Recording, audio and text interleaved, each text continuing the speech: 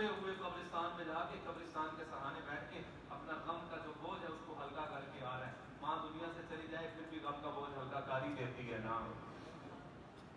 کہ کسی کی ماں فوت ہو جائے, آپ نے لوگوں کو دیکھا نہیں کیسے لوگ تاڑے مار مار کے رو رہے ہوتے ہیں. تو ان سے بندہ پوچھے بھائی تینوں کی ہوا ماں تو نہیں فوت ہوئی, آخر میرے میری ماں یاد آ رہی ہے. تو بھائیو یہ اعلان جب آپ کے گھر میں ہوگا نا کہ ماں دنیا سے رخصت ہوگی ہے, پھر آپ کو پتہ چلے گا ماں چیز کیا ہے. پھر آپ کو پتہ چلے گا کہ ساری چیزوں کے موجود ہوتے گھر ویران کیسے ہوتی ہیں, گھروں کا سکون تباہ کیسے ہوتا ہے. میرے سامنے نا ایک سوشل میڈیا پہ تصویر آئی. اس تصویر میں نا ایک بوڑھی اماں ہے, وہ 1.5 عمر اس کی, اور اس کے بال ایسے بکھرے ہوئے ہیں, پیوند اس کے لباس پہ لگے ہوئے, ننگے پاؤں وہ پھر رہی ہے. اس کی تصویر بتا رہی تھی کہ یہ پاگل ہے, لیکن اس کے پاؤں میں ایک زنجیر بندھی ہوئی ہے. وہ زنجیر پیچھے ایک بچے کی طرف جا رہی ہے, 6-7 سال کا بچہ ہے, اس کے پاؤں اس نے زنجیر باندھی ہوئی ہے. وہ زنجیر بندھنا اس بات کی علامت ہے کہ کہیں میں پاگل ہوں, میرے حواس خمسہ آواز اوقات کام نہیں کرتے, بھیڑ میں میرا بچہ مجھ سے جدا نہ ہو جائے, ہے وہ پاگل. اور نیچے شعر لکھا ہوا تھا کہ خدا نے ہر ماں کو یہ طاقت بخشی ہے, وہ پاگل ہو بھی جائے تو بچے یاد رکھتی ہے. میرے ایک دوست ہیں, 35 سال اس نے معذور تھے, فالج زدہ, 35 سال اس کی ماں نے 4 بھائی کے اوپر اس کا پیشاب پخانا دھویا. کوئی کر سکتا ہے اتنی خدمت ماں کے علاوہ؟ آج اگر ماں ایک ساتھ بستر پہ پڑ جائے نا, باپ بھی بستر پہ پڑ جائے, تو اس سے پوچھے ہاں بھائی ہمارا کیا حال ہے, تو منو کئی لوگ ہمیں کیا کہتے ہیں, استاد جی دعا کرو کہ اللہ اپنا فضل کر دے. اس کا مطلب کیا ہے, میری جان چھوٹے. ماں تو نہیں کہتی میری جان چھوٹے, باپ تو نہیں کہتا میری جان چھوٹے. فالج زدہ بھی ہو, گونگے بہرے بچوں کو ماں پالتی ہے, ماں کے علاوہ کوئی نہیں پال سکتا. ایک سال تجھے باپ پالنا پڑ گیا, ایک سال تجھے سنبھالنا پڑ گیا, اور تم مسجد کے مولوی صاحب کے پاس آ کے دعا کرواتا ہے کہ دعا کرو اللہ کا فضل ہو جائے, یعنی ساری جان چھوٹے. اور بھائیو باپ بیمار بھی ہو تو پڑے ہوئے دروازے پر اس کے جوتوں کا اپنا ایک روب ہوتا ہے. اور میں یہاں پر ایک جملہ کہتا ہوں, باپ کے ہاتھ پکڑ لو, ساری زندگی کسی کے پاؤں پکڑنے کی نوبت ہی پیش نہیں آئے. لیکن باپ کے ہاتھ پکڑنے والے تو ہوں, بجائے اس کے کہ باپ کو سلاخوں پر بٹھاتے, باپ کو یہ کہہ رہے ہیں بھائی تسی پرانے دور کی گلا کرتے ہو, تانوں کی پتہ دنیا کتنے جا رہی ہے, بھائی تو بتائے گا دنیا کدھر جا رہی ہے. اور بدبختہ تو بتائے گا اس کو جس نے اپنی جوانی تجھے جوان کرنے میں لگا دی. وہ بدبختہ تو اس کو سمجھائے گا کہ نیا دور کیا ہوتا ہے, پرانا دور کیا ہوتا ہے. نوجوان بیٹی تو اپنی ماں کو کہہ رہی ہے 4 ڈگریوں کے کاغذ کے ٹکڑے لے کے انگلش زبان تجھے کیا آ گئی کہ تیری زبان ماں کے سامنے چلنی شروع ہو گئی. حضرت امام صلی اللہ علیہ وسلم سے پوچھا گیا یا رسول اللہ قیامت کب آئے گی؟ اس موقع پر میرے نبی نے یہ نہیں کہا جب سارے بے نمازی ہو جائیں گے, جب سارے زانی ہو جائیں گے, جب سارے شرابی ہو جائیں گے, جب ظلم بڑھ جائے گا ناانصافی, نہیں. اس موقع پر میرے نبی نے فرمایا جب ماں باپ کو ذلیل کیا جائے سمجھو قیامت آ گئی ہے. یہ وہی دور ہے, ماں کو ذلیل کیا جا رہا ہے, یہ وہی دور ہے اور باپ کو ذلیل کیا جا رہا ہے. اور بھائیو ماں کی محبت کا کوئی اندازہ کر سکتا ہے؟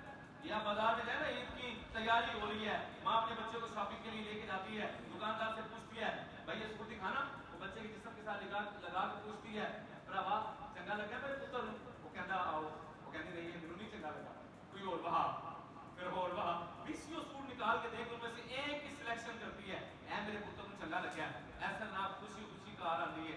تو بھائی کبھی کسی نوجوان نے ایسا کیا ہے کہ اپنی بوڑھی ماں کو لے کے گیا ہو اور اس نے 20 سوٹ نکالے ہو, تو اپنے باپ کو لے کے گیا ہو, بڑے باپ کو, اور بہترین لباس اپنے ابا کے لیے اس کو سلا کے اور پہنایا ہو, اور پھر بیٹھ کے اس کعبے کی زیارت کی ہو, پھر بیٹھ کے جنت کا نظارہ کیا ہو, پھر بیٹھ کے ہاں اللہ کے نبی فرماتے ہیں کوئی کام نہیں کرنا, صرف بیٹھ کے دیکھ کے مسکرا دینا تیرا کام ہوگا, تیرے نامہ اعمال میں مقبول حج کا ثواب لکھ دینا محمد کے رب کا کام ہوگا.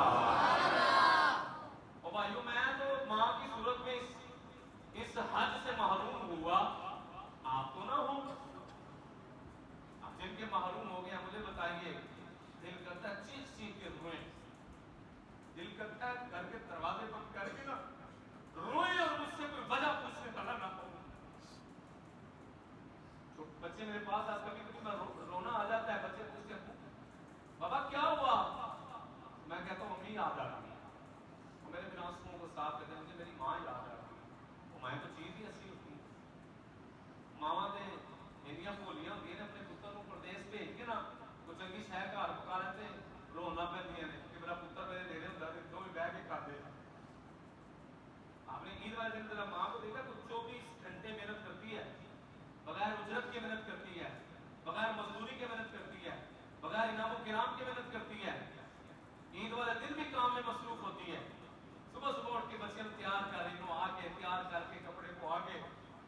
مدینہ سے روانہ کرتی، خود ٹوٹے جوتے پہنتے گی، بچوں کو نئے جوتے لے کے دے گی. باپ نے خود ٹوٹے ہوئے جوتے پہنے ہیں، بچوں کو نئے جوتے لے کے دے رہی. اور بھائیو اس لیے میرے نبی کریم صلی اللہ علیہ وسلم نے فرمایا جنت کا حصول چاہتے ہیں اسی بابے میں سے نستے ہیں، بابے میں سے سندے ہوتے ہیں نا، فلانے بابے کے دربار میں جا رہے ہیں، فلاں بابے کے پاس جا رہے ہیں، فلاں بابے کے پاس جا رہے ہیں. کیوں؟ اللہ راضی ہو جائے. حافظ قرآن حفظ کیوں کرتا ہے؟ اللہ راضی ہو جائے. قاری قرآن قرآن کیوں پڑھتا ہے؟ اللہ راضی ہو جائے. عالم دین علم کیوں حاصل کرتا ہے؟ اللہ راضی ہو جائے. مجاہد جہاد کیوں کرتا ہے؟ اللہ راضی ہو جائے. کوئی چلے میں بیٹھا ہوا ہے، کوئی ایک کام اٹھا کے چلا کاٹ رہا ہے، کوئی کام الٹا لڑکتے چلے کاٹ رہا ہے، کوئی دھمال ڈال کے چلا کاٹ رہا ہے، کچھ یہ کر رہا ہے کہ وہ کر رہا ہے. کیوں؟ اللہ راضی ہو جائے. بھائیوں میرے نبی پتہ کیا کہتے ہیں؟ وہ تیرے گھر میں جو بابا بیٹھا ہوا ہے اس کو راضی کرنا تیرا کام ہوگا، وہ تم سے راضی ہو جانا مجھے محمد کے رب کا کام ہوگا. یہ سب تو بڑا چلا، سب تو بڑا وظیفہ. جڑے کہندے ساڈیاں دعاواں قبول نہیں ہوندیاں، جڑے کہندے رزق کے دروازے نہیں کھلتے، کامیابی نہیں ملتی، بابا جی کو راضی کرنا جا کے ابے کو ناراض کیتا ہے تو کہندے اللہ راضی ہو جائے. نہیں، اللہ کے محبوب نے فرمایا رضا رب فی رضا الوالد، والد کی رضا میں اللہ کی رضا ہے، والد کی ناراضگی میں اللہ کی ناراضگی ہے. تو بھائیو ان الجنت تحت اقدام، جملے کہنے لگا ہوں. تو عالم ہے ہوگا، تو حافظ ہے ہوگا، تو قاری ہے ہوگا، تو مجاہد ہے ہوگا، تو سخی ہے ہوگا، تو عابد ہے ہوگا، تو ریاضت کر رہا ہوگا، تو تاجر ہے، ڈاکٹر ہے، انجینئر ہے، وکیل ہے، جج ہے، ایس پی ہے، ڈی ایس پی ہے، کچھ بھی ہے، جنت تیری تیرے ماں کے قدموں میں ہی ہے. جنت تیری تیرے ماں کے قدموں میں ہے. بارش تیز ہوا دے بدل سبھی اپنی تھام ہوتی ہے، دھوپ بھی پاویں چنگی لگے پر چھاں تے آخر چھاں ہوتی ہے.